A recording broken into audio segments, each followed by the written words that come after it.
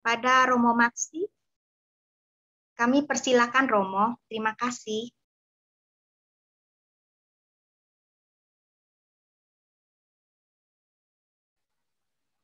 Selamat malam semua.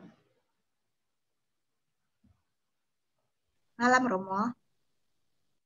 Iya, izinkan saya untuk membawakan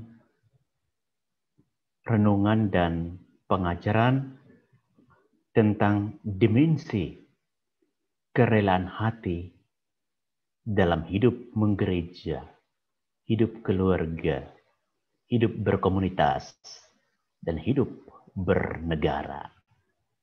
Izinkanlah saya men-sharingkan slide-slide berikut ini.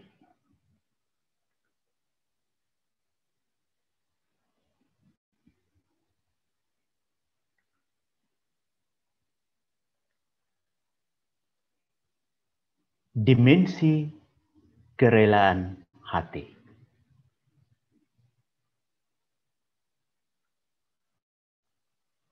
Memberi dengan sukacita membawa berkat. 2 Korintus bab 9 ayat 6 sampai 9 menulis dengan sangat indah kata-kata berikut. Orang yang menabur sedikit akan menuai sedikit juga, dan orang yang menabur banyak akan menuai banyak juga. Hendaklah masing-masing memberikan menurut kerelaan hatinya, jangan dengan sedih hati atau karena paksaan, sebab Allah mengasihi orang yang memberi dengan sukacita. Dan Allah sanggup melimpahkan segala kasih karunia kepada kamu, supaya kamu senantiasa berkecukupan di dalam segala sesuatu, dan malah berkelebihan di dalam berbagai kebajikan. Seperti ada tertulis, ia membagi-bagikan, ia memberikan kepada orang miskin, kebenarannya tetap untuk selama-lamanya. Bapak, Ibu, saudara-saudari yang saya kasihi, kita bisa belajar tentang dimensi kerelaan hati dari Yesus Kristus sendiri.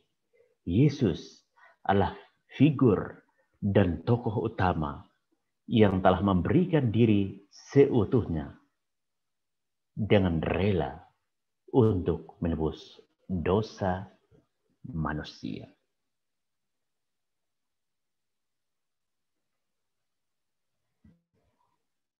Bertolak dari refleksi tentang kerelaan dan totalitas hati Yesus ini, kemudian kita merayakan kebangkitan, dan dalam kaitan dengan kebangkitan itu, Yesus berulang kali menghadirkan diri di tengah para rasul dan khalayak.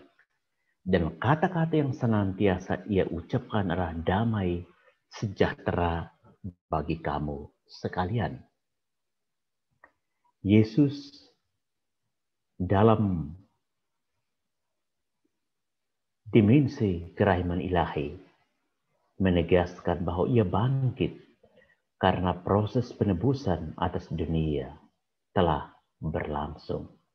Dan kerahiman ilahi itu yang kita hayati, kita hidupi di dalam persekutuan doa hari-hari ini.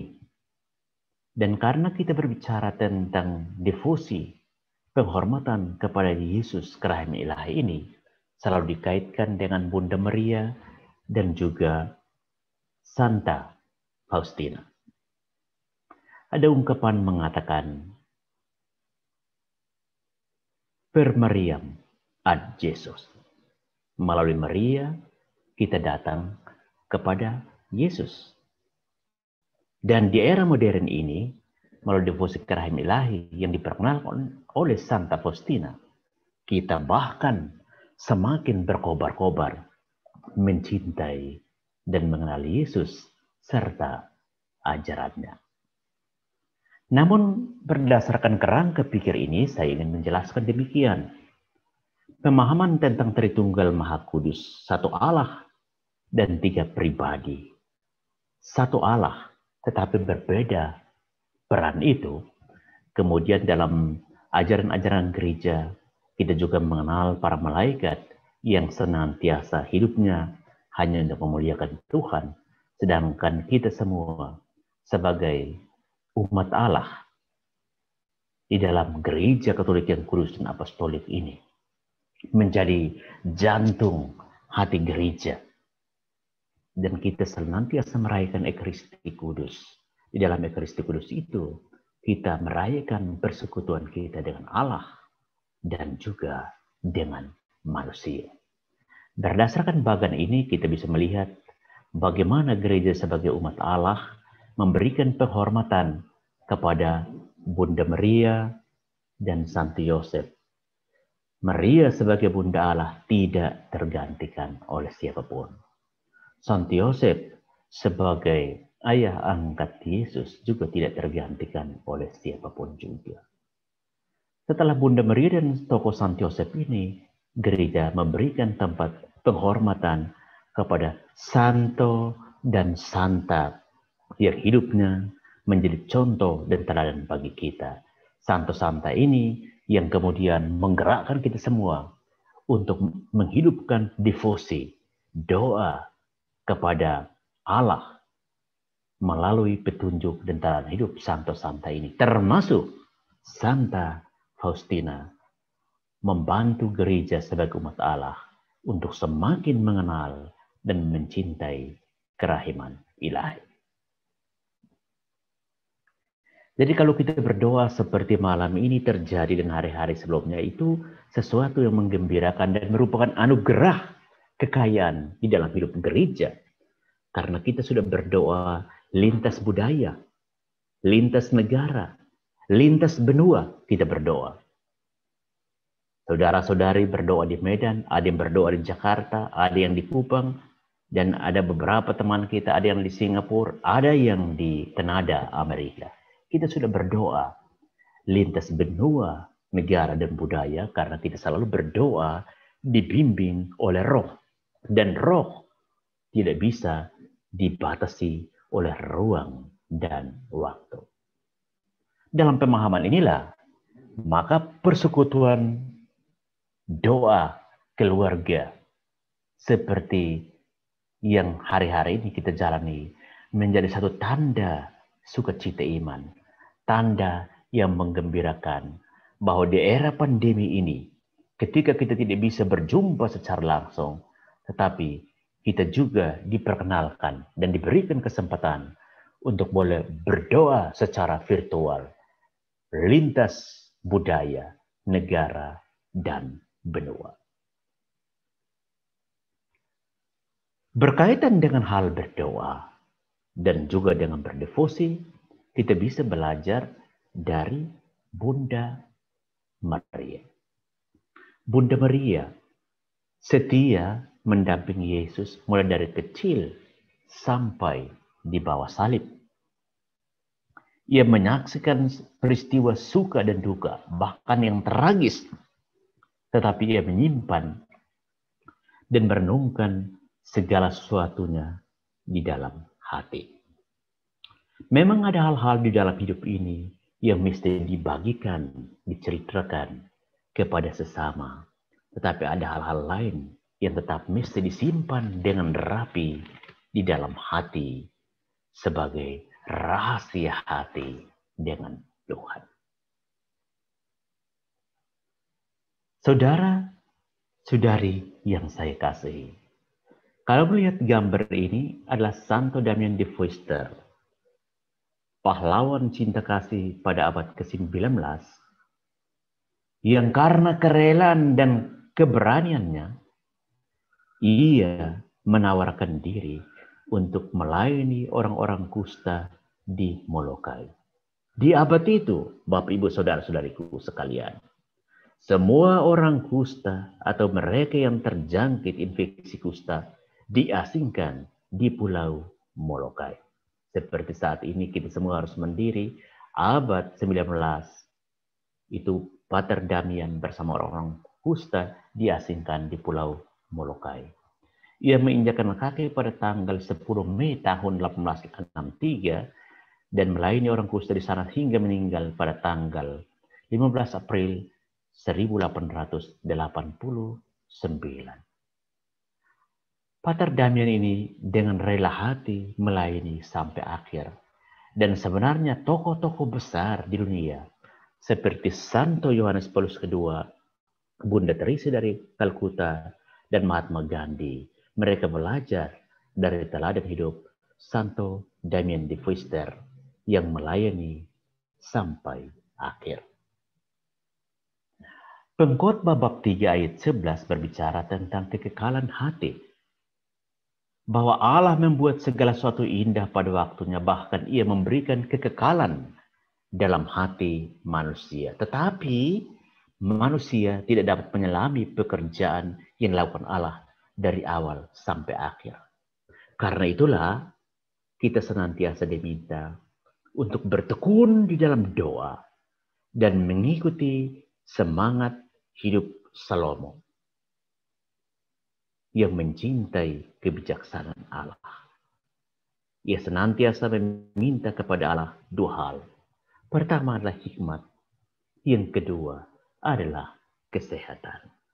Karena dengan hikmat, ia bisa mengenal perkara-perkara Allah dan manusia. Dan dengan kesehatan, ia dapat beraktivitas dan melayani dengan lebih baik.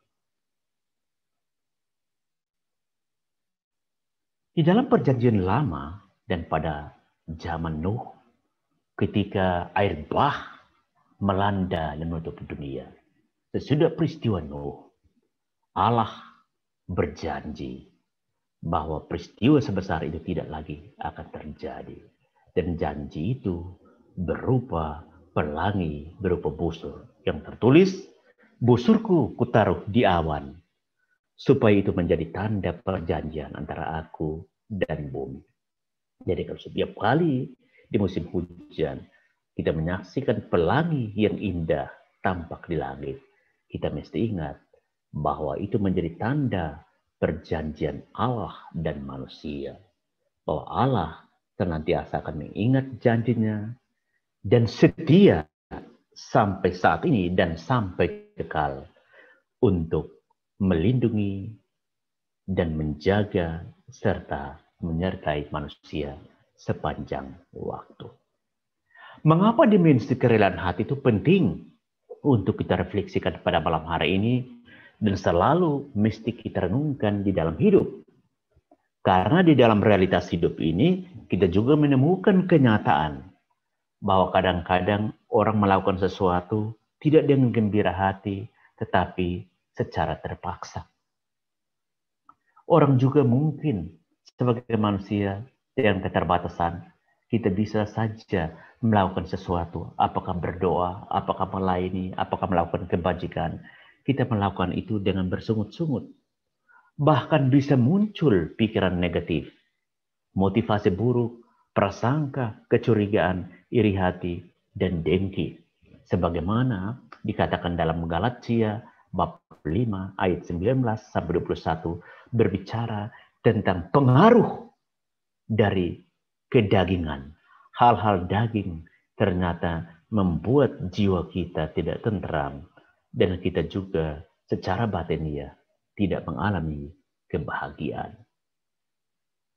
Mengapa kerelaan hati di dalam melakukan kebajikan itu perlu direfleksikan? Artinya setiap kali kita ingin melayani, kita ingin melakukan sesuatu dalam kelompok, dalam komunitas, kita pasti bertanya dalam hati, apakah saya sungguh melakukan ini dengan rela hati, dengan ikhlas hati, ataukah tidak?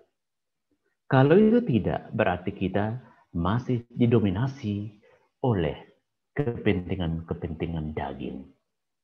Dan karena itu, sebenarnya kita juga diajak untuk bisa memberi atau melakukan sesuatu dengan rela hati, dengan ikhlas, dengan gembira, sehingga kita bisa menghadirkan apa yang ditulis dalam Galatia bab 5 ayat 22 sampai 23 tentang buah-buah roh, kasih, sukacita, damai sejahtera, kesabaran, kemurahan hati, kebaikan, kesetiaan, kelemah lembutan, dan penguasaan diri.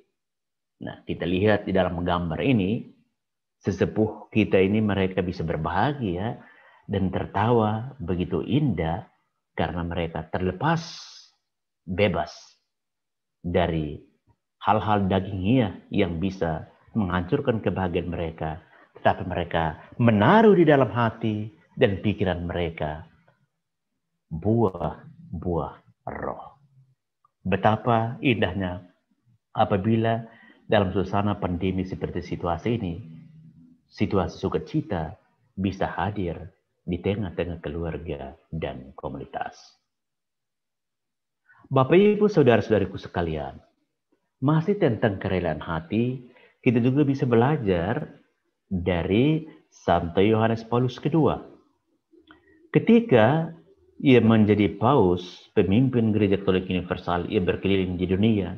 Setiap negara dan tempat di mana ia datangi, ketika ia turun dari tangga pesawat, Paus Yohanes Paulus II selalu membungkukkan diri dan mengecup tanah.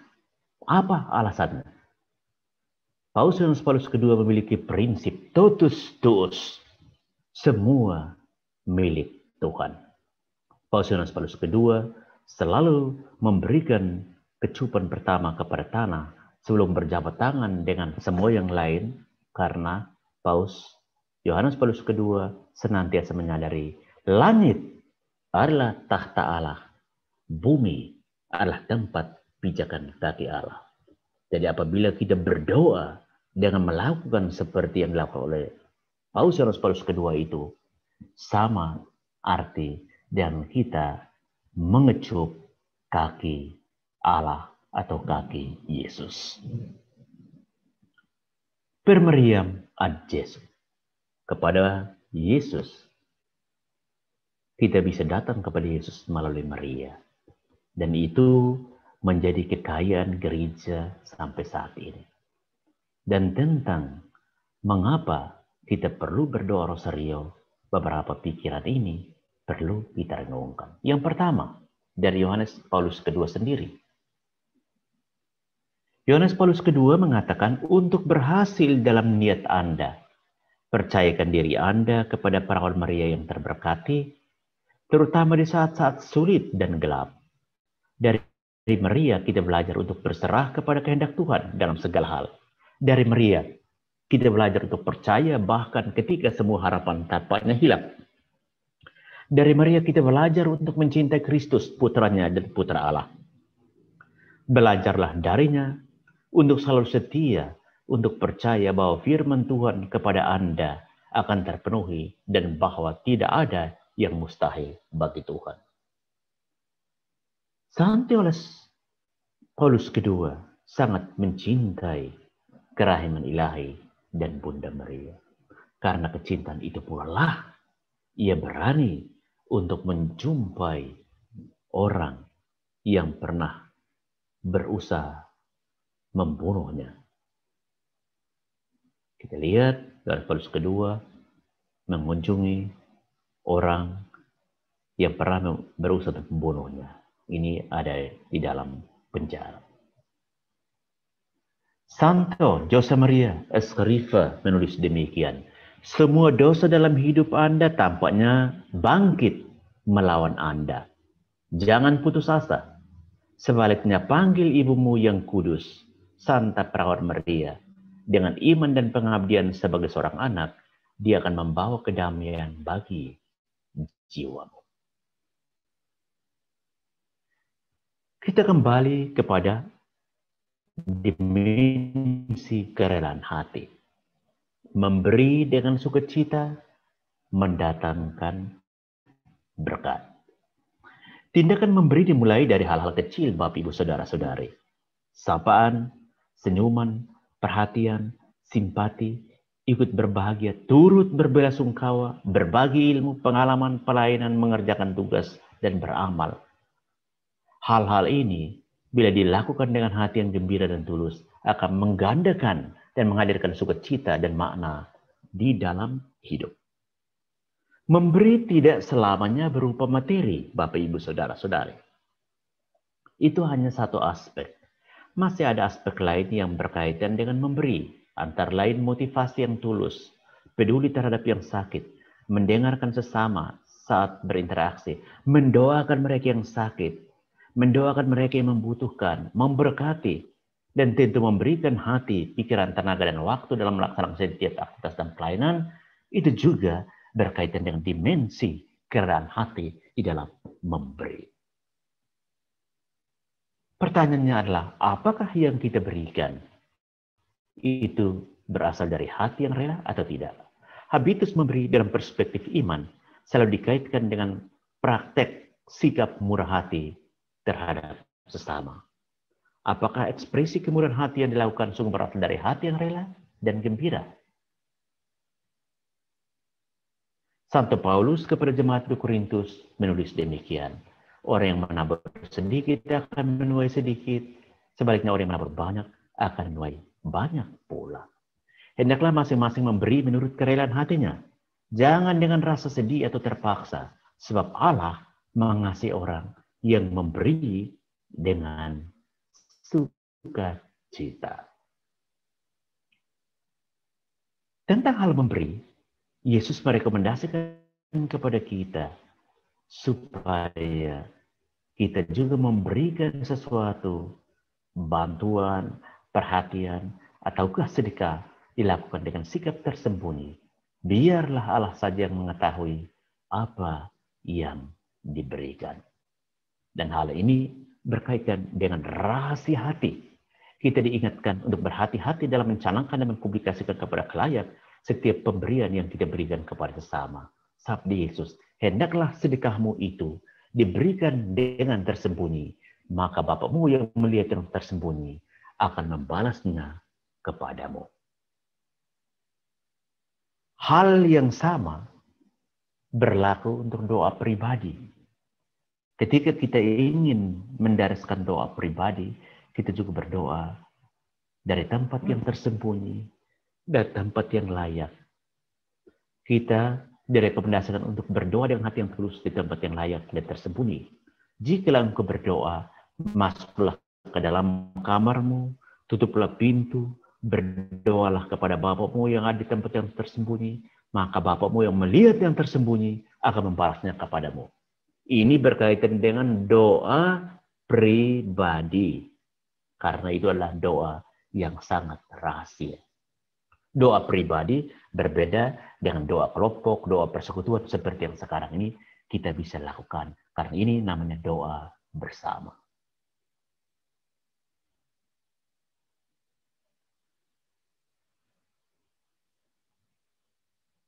Doa persekutuan atau doa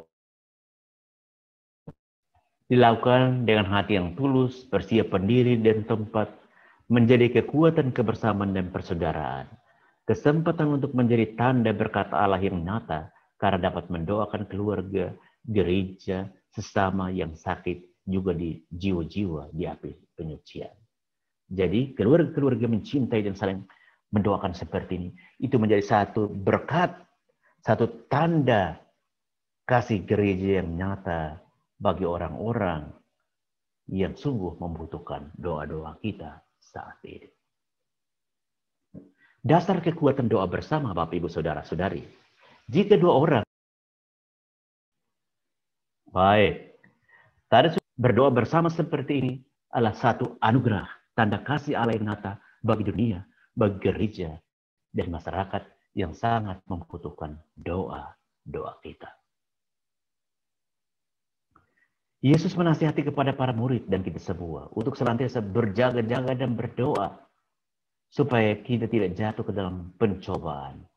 Karena roh memang penurut, tetapi daging sangat lemah. Kita lihat tadi dalam Galatia bab 5, kita sudah ingatkan bahwa selalu ada peperangan dan pertaruhan antara kekuatan daging dan kekuatan roh.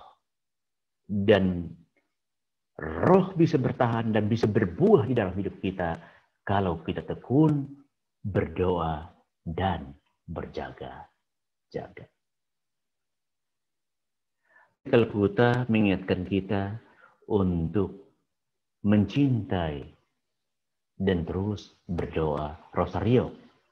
Jika Anda pernah merasa tertekan, panggillah Bunda Maria. Ucapkan saja doa sederhana ini. Maria, Bunda Yesus, tolong jadilah ibu bagi saya sekarang. Saya yakin doa ini tidak pernah mengecewakan Anda. Demikian kata Bunda Teresia. Sementara Santa Faustina mengajarkan bahwa untuk memberikan pujian layak bagi rahmat Tuhan, kami mempersatukan diri kami dengan ibumu yang tak ternoda. Karena nyanyian dan pujian kami akan lebih menyenangkan bagimu, karena dia dipilih di antara para malaikat. Melaluinya rahmatmu diberikan kepada kami, seperti melalui kristal murni. Melaluinya manusia menjadi berkenan kepada Allah, melaluinya aliran kasih karunia turun ke atas kami. Santo Antonius Padua mengingatkan, carilah perlindungan pada Bunda Maria, karena dia adalah kota perlindungan kita. Sementara Santo Fransiskus de Sales mengajarkan dan mengajak, mari kita berpaling kepada Bunda Maria sebagai anak-anaknya, menyerahkan diri kita ke dalam pelukannya dengan kepercayaan diri yang sempurna. Bapak, Ibu, Saudara, Saudari yang terkasih, kerelaan hati itu begitu penting di dalam mengelola kerohanian hidup kita dan juga mengelola interaksi sosial kita dengan sesama dan juga mengelola cara kita hidup menggereja dan bermasyarakat. Gereja di dunia hadir untuk melanjutkan misi perutusan Kristus. Karena itu dikatakan bahwa apabila gereja merayakan ritual, berdoa, tetapi kalau tanpa misi, maka gereja itu dikatakan mati. Gereja tetap hidup karena memiliki misi-misi yang berkaitan dengan keselamatan manusia, persatuan umat, dan juga pengembangan manusia seutuhnya. Persekutuan doa itu sangat penting seperti yang kita rayakan saat ini.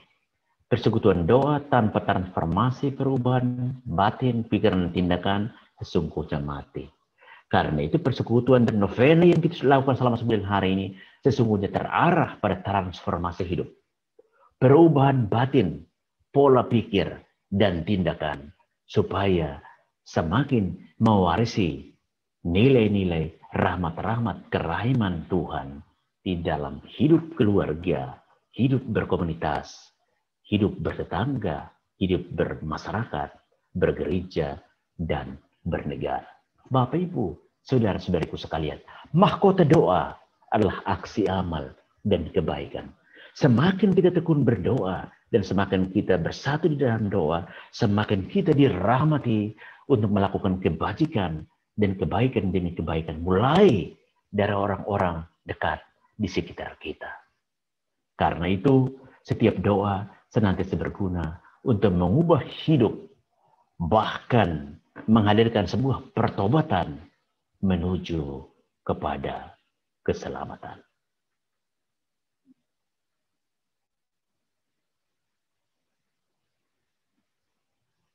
Gereja dan doa senantiasa menginspirasi kita untuk menjumpai Tuhan dalam realitas. Mengapa kita berdoa? Mengapa kita bertekun di dalam doa? Karena doa ini akan membuat kita semakin jernih dan tajam dalam menjumpai Yesus di dalam realitas hidup kita. Di manakah Yesus hadir?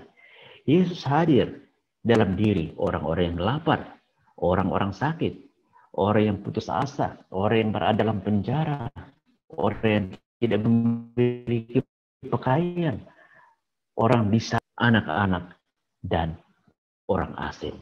Karena ini berkaitan dengan pertanyaan para murid dan orang-orang Farisi. Tuhan, bila manakah kami melihat engkau lapar atau haus atau sebagai orang asing atau terlanjang atau sakit atau dalam penjara dan kami tidak melayani engkau?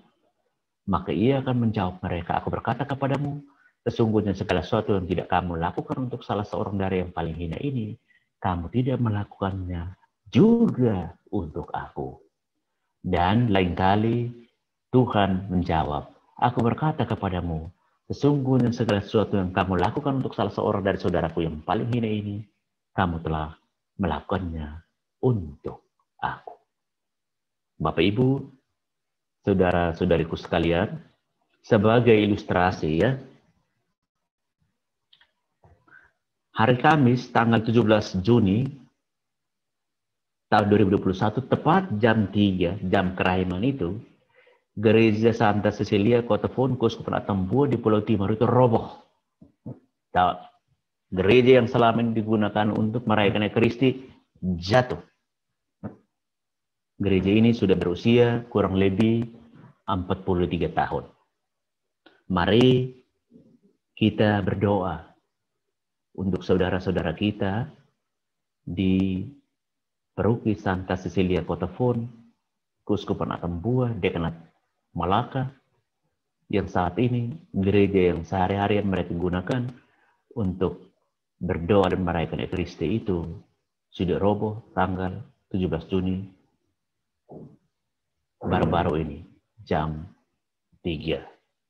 Semoga mereka mendapat kekuatan dan juga dimampukan untuk juga membangun satu gereja yang layak untuk berdoa. Rumahku adalah rumah doa. Mengapa umat Katolik dimanapun senantiasa bersolidar dan saling memberi support dan saling mendukung untuk membangun gereja? Karena gereja itu menjadi simbol dan menjadi tanda untuk kita berdoa dan terutama merayakan Ekaristi. Dari gereja ini, seluruh sakramen dalam gereja dirayakan. Dan kita semua sejak kecil sampai menjadi dewasa, sebenarnya kita menerima rahmat-rahmat dari Tuhan. Karena kita senantiasa diajak untuk berdoa dan merayakan Ekaristi di dalam gereja sebagai rumah Tuhan, rumah doa.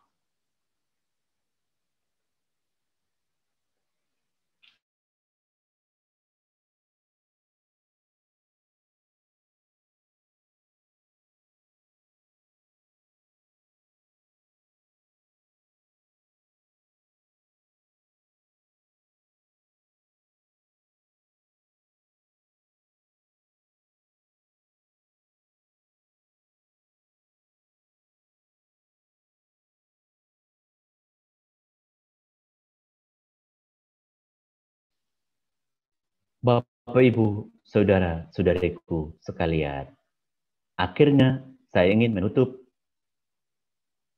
renungan ini dengan kata-kata ini. Semua hal pada akarnya, apakah itu berdoa, apakah itu berbuat baik, apakah itu melayani, apakah itu satu perhatian yang kecil maupun besar, semua bisa dikerjakan dan dilakukan dengan rela hati. Mengapa?